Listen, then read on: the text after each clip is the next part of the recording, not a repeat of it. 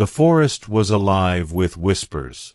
Leaves murmured secrets, the air shimmered with unseen magic, and somewhere deep in the green heart of the woods, a creature older than time itself stirred. The girl named Elara had wandered farther than she ever dared before, chasing the strange melodic hum that only she could hear. It had been calling to her for days, pulling her past the edge of the village, past the known paths, into the realm where sunlight met mist and stories became real. Her boots sank into moss, her breath came quick, and though every instinct screamed to turn back, she pressed on. Then the trees opened, and she saw it, the dragon. Its scales gleamed emerald and bronze, catching light like liquid fire.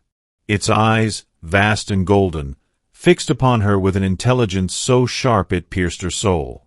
She froze, her heart pounding so loudly she thought the creature could hear it.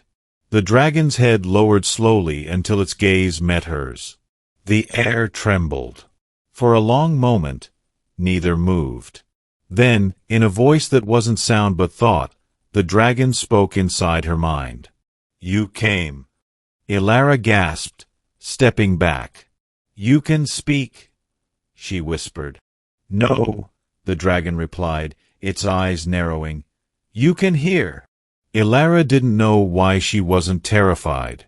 Every tale she had heard since childhood warned that dragons devoured men and burned kingdoms to ash.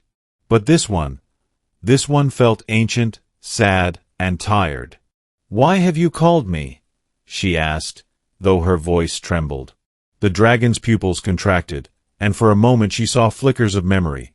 Flames, war, screams, and a girl who looked just like her standing beside the same creature, hundreds of years ago.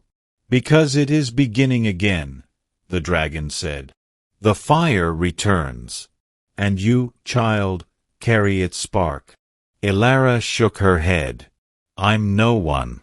I live in a village that barely remembers the old songs. I can't even read the runes carved on our doorposts."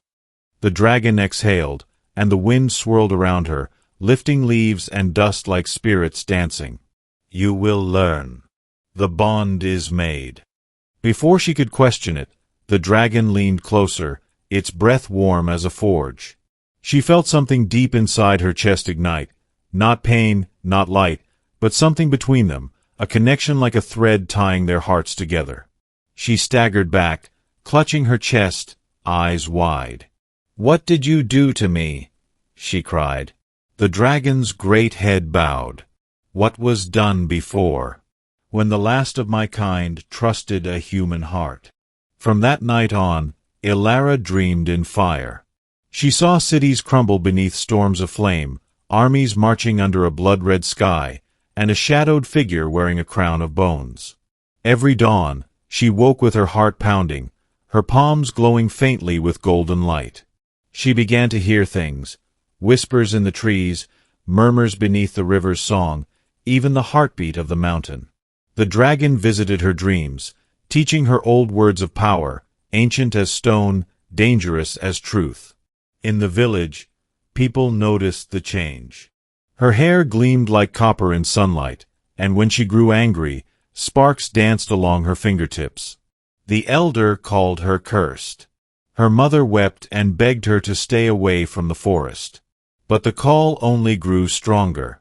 One night, when the moon rose full and silver, Elara returned to the clearing. The dragon waited. "Tell me why I see war," she demanded. "Tell me what you want from me." The dragon's eyes dimmed like dying embers. "The world forgot what we were. They hunted us, chained us, broke the pact. But the fire cannot be destroyed, it only sleeps. You are its next keeper." Elara stepped closer. "And if I refuse?" The dragon's wings unfolded, blotting out the stars. The ground shook as it spoke. "Then the world burns without you to guide it." Weeks turned into months.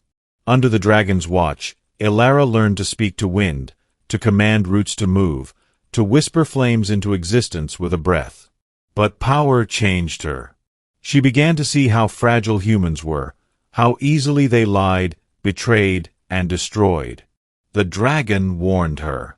Fire does not choose sides, Elara. It consumes. But she couldn't forget the way her village had cast her out, how they had called her witch and devil spawn. When soldiers from the southern realm came, searching for the creature said to dwell in the forest, she stood before them, unafraid. They mocked her, until the sky turned red and fire fell like rain.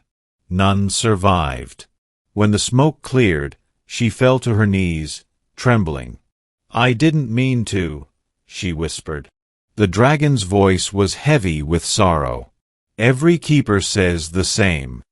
Years passed. Legends spread of the flame-haired sorceress who walked beside a great green dragon, protector of the wild, destroyer of armies. Kingdoms trembled. Kings sent emissaries to bargain. Priests called her abomination. Poets called her goddess. But deep down, she was still the girl who had once reached out to a creature and seen not a monster, but a mirror. Then came the night the stars fell. A shadow blotted the horizon, a monstrous dragon, black as coal, its wings tearing clouds apart. "He is the last of my brothers," said her dragon, voice laced with pain. "Corrupted by men, enslaved by their greed." The two beasts met above the forest, their roars shaking heaven itself. Fire met darkness. Elara screamed as lightning split the sky. She called upon every word, every spell, every ounce of strength. Her palms burned with gold as she thrust her hands toward the heavens. A column of light erupted, striking both dragons. The forest blazed.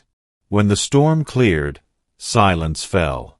She crawled through ash until she found him, her dragon, broken and dying, wings torn, scales blackened. She fell beside him, tears carving clean lines through soot. "Don't leave me," she begged. The dragon smiled weakly. "I am not leaving. The fire is yours now. Keep it better than we did." With that, his eyes dimmed, and the light within her flared like a sun. She screamed, and the earth trembled. From his body rose embers that wrapped around her, searing her flesh and soul until the pain was beyond words. When it faded, the dragon was gone, and Elara stood alone, her eyes glowing gold, her veins shining like molten light. They say centuries passed, and the forest grew around a girl who never aged, her hair burning faintly in moonlight. Travelers whispered that when the world grows dark again, when greed and hatred rise once more, she will awaken, the girl who spoke to dragons, keeper of fire, and the last hope of humankind. But that night long ago, when she stood in the heart of the burning forest and looked toward the stars, she whispered softly to the wind, "You were right. Fire consumes. But sometimes it also saves."